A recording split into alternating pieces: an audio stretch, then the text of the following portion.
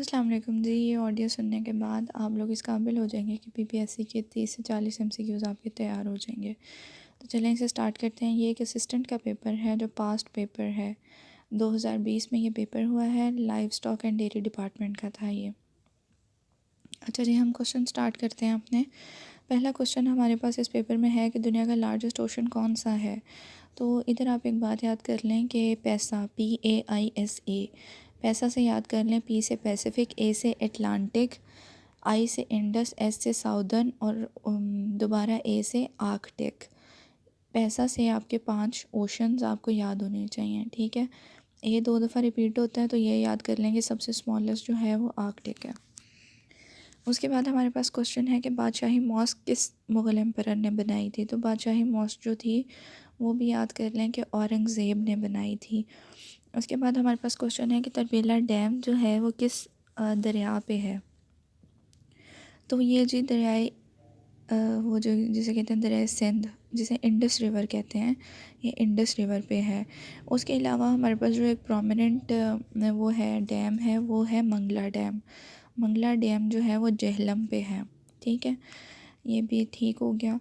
उसके बाद हमारे पास क्वेश्चन है कि which of the following country is divided into 2 continents. तो 2 बरआज़मों में जो मुल्क डिवाइडेड है वो तुर्की है, जो एशिया में भी है और यूरोप में भी उसका कुछ हिस्सा है। उसके बाद हमारे पास क्वेश्चन है कि कितनी ह्यूमन बॉडी में कितनी हड्डियाँ होती हैं। तो हमारी ह्यूमन बॉडी में बोन्स जो हैं उनका नंबर होता है 206। उसके बाद क्वेश्चन है कि गोबी डेज़र्ट जो है वो कहाँ पे लोकेटेड है। तो गोबी डेज़र्ट जो है ना ये एशिया में ही है, चाइना और मंगोलिया के दरमियान है, ठीक है। तो ये चाइना और मंगोलिया दोनों में है। टाइगर वुड जो है वो किस स्पोर्ट का प्लेयर है, मतलब वो कौन सा खेल खेलता है। तो वो गोल्फ़ खेलता है। मैं दोबारा रिपीट कर देती हूँ, टाइगर वुड कौन सा गेम खेलता है, वो गोल्फ़ खेलता है। TIGRE टाइगर, WOOD वुड, ठीक है। उसके बाद हमारे पास क्वेश्चन है कि निशान हैदर कितनी दफ़ा एयरफोर्स को मिला है। तो ये भी बात लिख लें कहीं कि जो निशान हैदर है वो एक दफ़ा एयरफोर्स को मिला है और 9 दफ़ा आर्मी को मिला है। अब तक ये 10 दफ़ा मिल चुका है। तो जो एयरफोर्स को मिला था वो राशिद बिन हास को मिला था, ठीक है। उसके बाद क्वेश्चन है कि किसने सबसे पहले एयरप्लेन इन्वेंट किया था। तो वो राइट ब्रदर्स ने किया था, WRIGHT, राइट ब्रदर्स। उसके बाद क्वेश्चन है कि मोहम्मद बिन कासिम कब सिंध आए थे। तो मोहम्मद बिन कासिम ने इन्वेड किया था सिंध को इन 712, मतलब 712 में, ईस्वी में, ठीक है। उसके बाद है कि prostration is obligatory in the Quran for how many times. Prostration कहते हैं सजदे को। तो ये सवाल ये है कि सजदा कितनी दफ़ा है कुरान पाक में। तो सजदा 14 दफ़ा है कुरान पाक में। उसके बाद है कि वाटरलू कहाँ सिचुएटेड है। ये वाटरलू, उस वाटरलू की बात हो रही है जो इलाका है। वाटरलू इलाका है बेल्जियम के अंदर। बैटल ऑफ वाटरलू के बारे में बहुत ज़्यादा पूछा जाता है। बैटल ऑफ वाटरलू इसलिए फ़ेमस है क्योंकि नेपोलियन बोनापार्ट जो था उसको इसमें बुरी शिकस्त हुई थी और उसका एक तरह से कह लें कि उसके अहद का ख़ात्मा हो गया था इसमें, इसलिए बैटल ऑफ वाटरलू इम्पॉर्टेंट है। टाइम मिले तो इसे ज़रूर देखिएगा। लेकिन ये जो वाटरलू का इलाका है ये बेल्जियम में है, ठीक है। यहीं पे बैटल ऑफ वाटरलू हुई थी। LCM का क्या मतलब होता है। तो ये मैथ्स में होता है LCM, और ये होता है लीस्ट कॉमन मल्टीपल। उसके बाद उन्होंने पूछा हुआ है कि WHO का हेडक्वार्टर कहाँ है। तो WHO का हेडक्वार्टर जो है, WHO means world health organization. ये जो कोरोना में बहुत एक्टिव थे लोग, तो इनका जो हेडक्वार्टर है वो है जिनीवा में, स्विट्ज़रलैंड, ठीक है। फिर आगे हमारे पास क्वेश्चन है कि ज़हीरुद्दीन बाबर का सक्सेसर कौन था, मतलब ज़हीरुद्दीन बाबर के बाद कौन सा बादशाह आया था।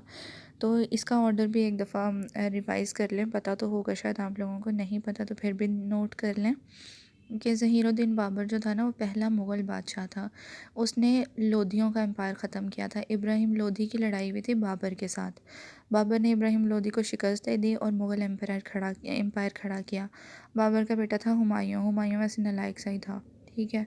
तो फिर शेरशाह सूरी भी आ गया था हुमायूं के दौर में, उसने भी उसे 10-15 साल के लिए बाहर निकाल दिया था। फिर वो हुमायूं वापस आ गया था। हुमायूं का बेटा था वो अकबर। अकबर का बेटा था जहांगीर। जहांगीर का वैसे असली नाम सलीम ही था, शहज़ादा सलीम, अनारकली वाला। फिर उसका जो रूलिंग नाम था ना वो जहांगीर था। उसका बेटा था शाहजहान। शाहजहान वो जो बिल्डिंग्स बनाते थे अंकल, उन्होंने अपनी बीवी के लिए भी वो बनाया था ना ताजमहल, ये शाहजहां वो वाले शाहजहां हैं। फिर इनका बेटा आया औरंगज़ेब, ये काफ़ी सख्त था। औरंगज़ेब की एक और बात आपको याद कर लेनी चाहिए कि 1707 में औरंगज़ेब की डेथ हो गई थी, और ये वो दौर था कि मतलब इनकी डेथ के साथ ना, औरंगज़ेब की डेथ के साथ मुग़ल एम्पायर एक तरह से बैठ गया था। ठीक है, इसके बाद कोई बड़ा मुग़ल वो एम्परर नहीं आया, बस वो एक आखिरी इसके बाद याद कर लें कि बहादुर शाह ज़फ़र थे। यही हैं प्रोमिनेंट मुग़ल एम्परर्स। उसके बाद क्वेश्चन है कि कुतुबुद्दीन ऐबक का इंतकाल 1210 में हुआ। वो क्या कर रहे थे जब उनका इंतकाल हुआ? तो वो पोलो खेल रहे थे। ठीक है, कुतुबुद्दीन ऐबक जो हैं वो 1210 के करीब आए थे। ये वो स्लेव एम्पायर में थे। ठीक है, 1210 में इनकी डेथ हुई थी, पोलो खेल रहे थे। इसके अलावा भी एक क्वेश्चन आता होता है कि हुमायूं किस तरह फ़ौत हुए थे? हुमायूं सीढ़ियों से गिर के फ़ौत हुए थे। अच्छा जी, इसके बाद एक और क्वेश्चन आता होता है कि बाबर का मकबरा किधर था, किधर है? बाबर का मकबरा जो है वो काबुल में है। बाबर वही थे जो जिन्होंने उसको शिकस्त दी थी, इब्राहिम लोदी को। इनके बारे में मैंने पढ़ा था, इन्होंने लिखा हुआ था कि इन्होंने इंडिया, ये हिंदुस्तान आके इन्होंने फ़तह तो कर लिया था, लेकिन इन्हें मज़ा नहीं आया था। कह रहे थे यहाँ का एनवायरनमेंट नहीं अच्छा, मुझे मेरे इलाके में दफ़न करना। तो इससे याद कर लें कि बाबर का मकबरा जो है वो वहीं है, काबुल में। उसके बाद हमारे पास क्वेश्चन है कि डेजिग्नेशन जो है एंटोनियो गुटेरेस की, वो यूनाइटेड नेशन में क्या है? तो वो सेक्रेटरी जनरल हैं यूनाइटेड नेशंस के। इसके बाद ये भी एक क्वेश्चन इनका आता होता है कि इनकी नेशनैलिटी क्या है? तो ये पुर्तगाली हैं, पुर्तगीज़ के हैं ये ना। ठीक है, आगे हमारे पास क्वेश्चन है कि former secretary general Kofi Annan कह लें या कोफ़ी अन्नान कह लें, of united nation belong to which country? ये जो थे ये बिलोंग करते थे घाना से। ठीक है, घाना का पुराना नाम था गोल्ड कोस्ट। एक ये एमसीक्यू हो गया कि घाना से कोफ़ी अन्नान का ताल्लुक़ था, मतलब वो वहाँ पैदा हुए थे। घाना का पुराना नाम क्या था? गोल्ड कोस्ट था। और कोफ़ी अन्नान की डेथ कहाँ पे हुई थी? ये एक दफ़ा एमसीक्यू आया था और मेरा गलत भी हो गया था।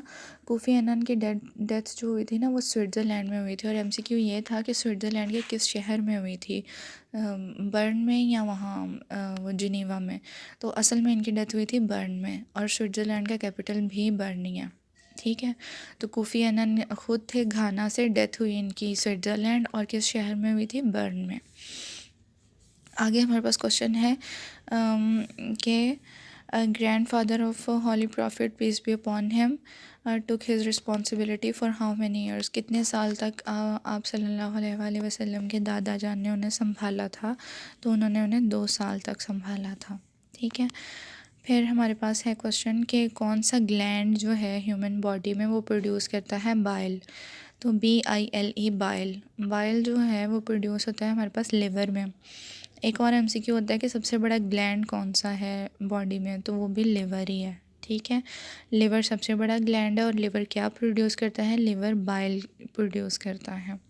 उसके बाद हमारे पास क्वेश्चन है कि मदर ऑफ़ अल्लामा इकबाल जो हैं उनका नाम क्या था? तो उनका नाम था इमाम बीबी। इमाम बीबी उनकी मामा का नाम था, और शेख नूर मोहम्मद उनके पापा का नाम था।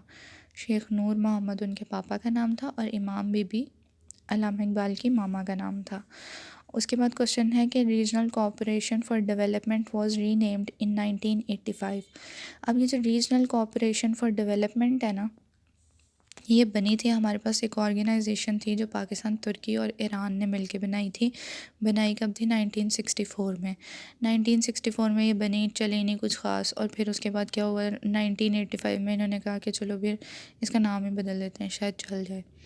तो फिर इन्होंने उसका नाम रख दिया इकोनॉमिक कोऑपरेशन ऑर्गेनाइजेशन। ठीक है, इसका नाम बदल के हो गया था ECO, मतलब इकोनॉमिक कोऑपरेशन ऑर्गेनाइजेशन। उसके बाद हमारे पास क्वेश्चन है कि who was to develop the design of the mausoleum of Quaid आज़म?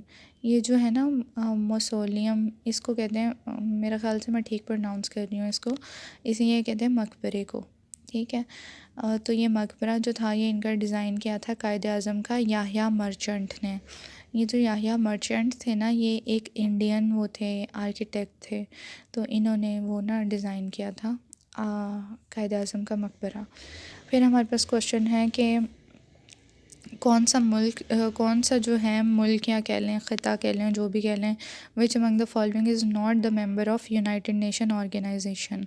तो यूनाइटेड नेशन ऑर्गेनाइजेशन का मेंबर कौन कौन नहीं है? वेटिकन सिटी, जो इटली के अंदर एक छोटा सा इंडिपेंडेंट वो है ना, वेटिकन सिटी, इसको सबसे छोटा मुल्क भी कहा जाता है। उसके अलावा पैलेस्टाइन, ये दोनों ही जो है ना ये मेंबर नहीं हैं यूनाइटेड नेशन के, पैलेस्टाइन और वेटिकन सिटी। ठीक है। फिर हमारे पास क्वेश्चन है कि कभी कभी ये भी आता है नॉर्थ कोरिया का भी ऑप्शन होता है, लेकिन नॉर्थ कोरिया जो है वो मेंबर है यूनाइटेड नेशन का। ठीक है। आगे हमारे पास क्वेश्चन है कि united nation commission on human rights meet and where does it meet and for how long. इसमें है कि मतलब यूनाइटेड नेशन कमीशन किस चीज़ पे commission? United nation commission on human rights, वो कब मिलता है और कितनी देर के लिए मिलता है। तो ये जो है इसमें मैं आपको लिखवा देती हूँ कि ये जो है जिनेवा में मिलते हैं, 6 हफ़्तों के लिए मिलते हैं, हर साल मिलते हैं। और कौन से 6 हफ़्ते होते हैं? मार्च और अप्रैल के। ठीक है, मार्च और अप्रैल में मिलते हैं ये लोग। United nation commission on human rights कब मिलते हैं? 6 हफ़्तों के लिए मिलते हैं, जिनेवा में मिलते हैं, हर साल मिलते हैं, और जो इनके मेंबर्स होते हैं, और मिलते कब हैं? मार्च और अप्रैल में, बाहर में। ओके। आगे है कि old name of squash is rackets. Rackets जो था वो स्क्वाश का पुराना नाम था। आगे हमारे पास क्वेश्चन है कि वेस्ट मिनिस्टर एबी ब्रिज में के पास कौन सी वेस्ट मिनिस्टर एबी ब्रिज के नीचे से कौन सी रिवर जो गुज़रती है। अब ये जो वेस्ट मिनिस्टर है ना, ये याद कर लें, ये है यूके में, लंदन में। तो ये वो एरिया है जहाँ पे 10 डाउनिंग स्ट्रीट है, मतलब ये जहाँ पे उनका पीएम रहता है ना, ये वो वाला इलाका है।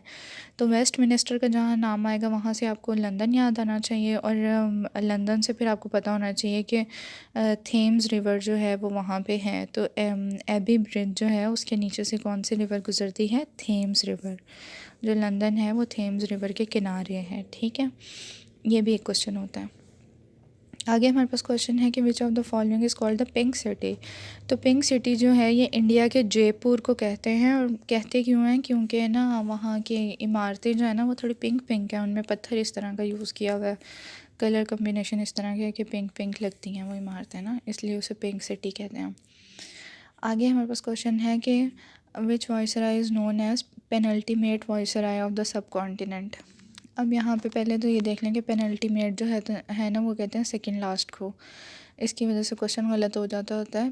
Penultimate, PENULTIMATE, penultimate viceroy जो है सब कॉन्टिनेंट का, वो कौन थे? वो लॉर्ड वेवल थे, वेवेल।